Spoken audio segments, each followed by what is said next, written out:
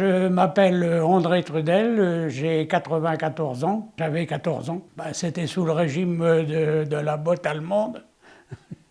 Et disons, c'était pas simple parce que quand on les croisait dans la rue, il fallait descendre du trottoir pour les laisser passer. Ah oui. À 14 ans, on est un peu...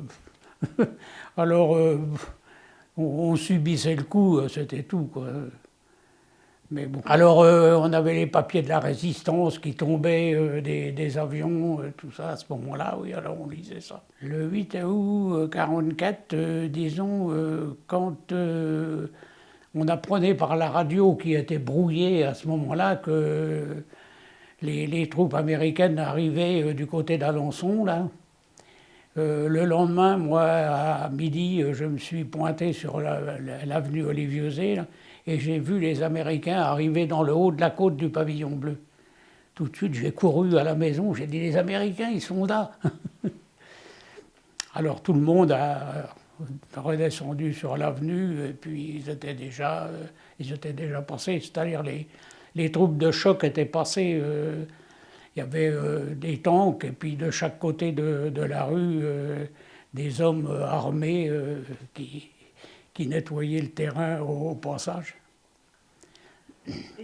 Ils ont fait des prisonniers allemands un petit peu plus loin, à côté des magasins généraux, sur l'avenue Olivier-Zé.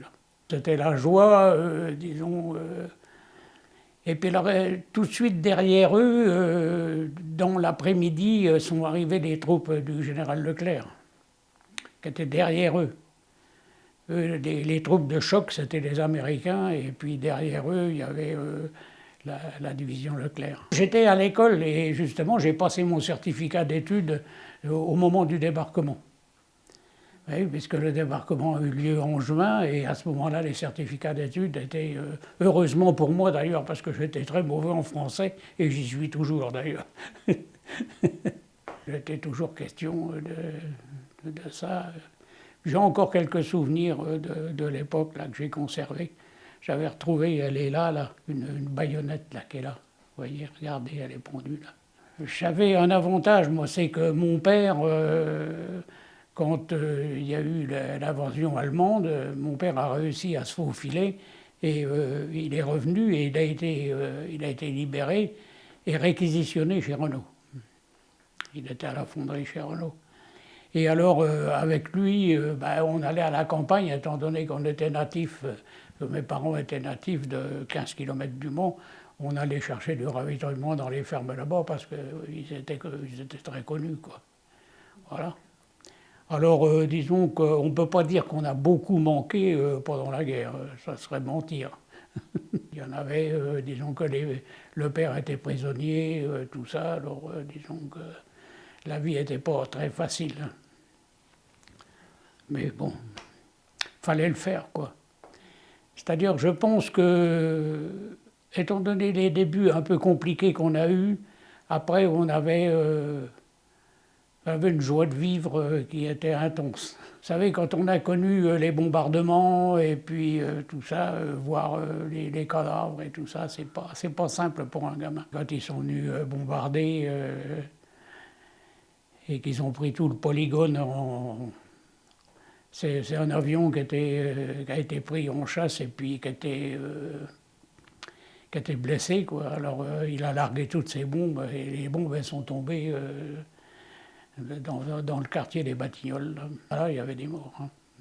On les voyait se détacher des avions, ça c'était clair. Hein.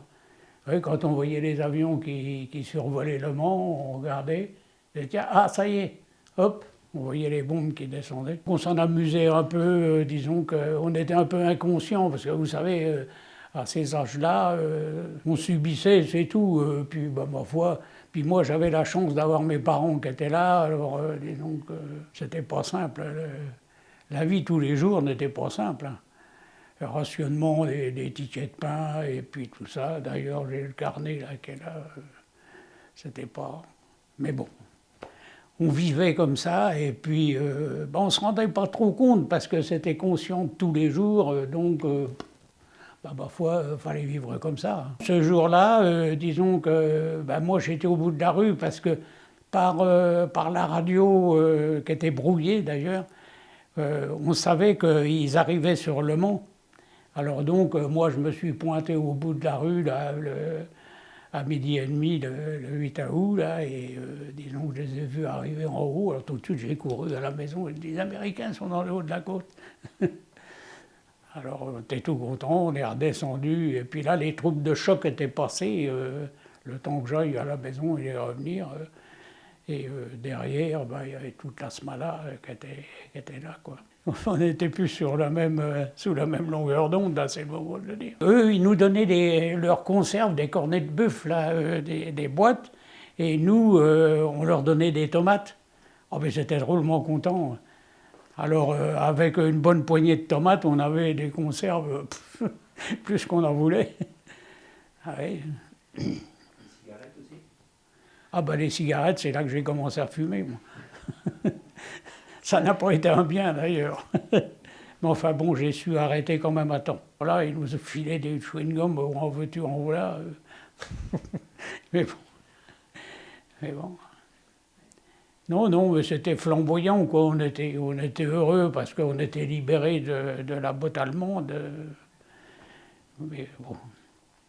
J'ai eu l'occasion après, parce que je faisais de la voiture de collection, là, et j'ai eu l'occasion d'aller en Allemagne là-bas et de discuter de ce qui s'était passé pendant la guerre avec des gens de notre âge, quoi. Disons qu'eux, ils regrettaient beaucoup ce qui s'était passé. Là. Parce que, mais bon. J'ai réussi à récupérer cette page de journal par un ami qui m'a dit, tiens, si ça t'intéresse, j'ai dit, je pense bien, oui. C'est là que la Sarthe, à l'époque, c'était le journal, qui est passé le Maine libre, dès le lendemain.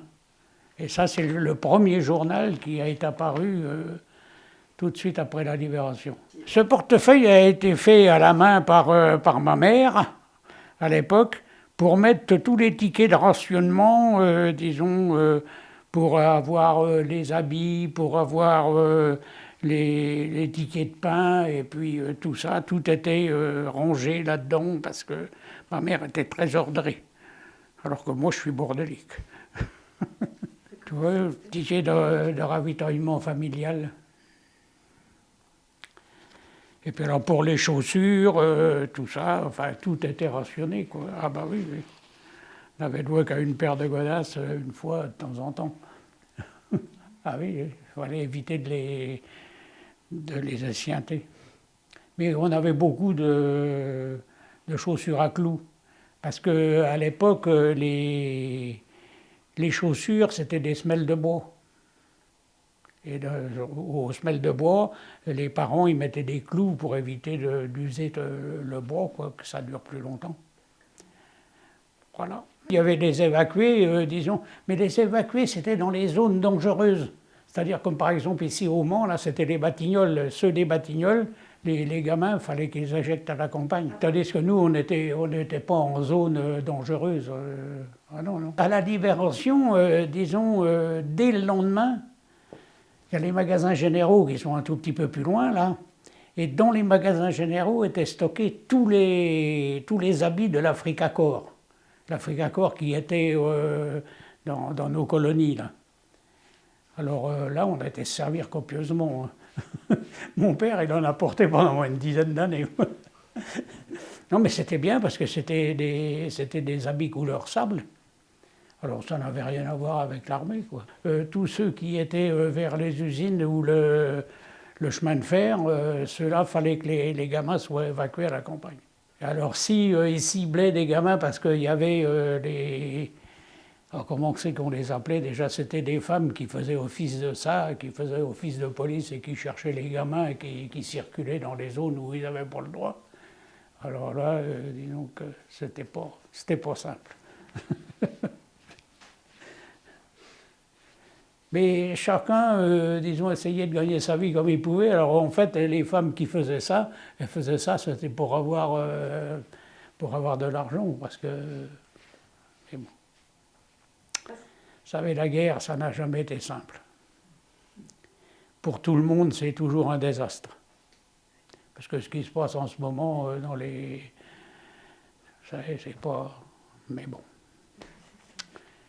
c'est comme ça, les peuples, on ne peut pas arriver à s'entendre, alors... ce que je voulais y faire.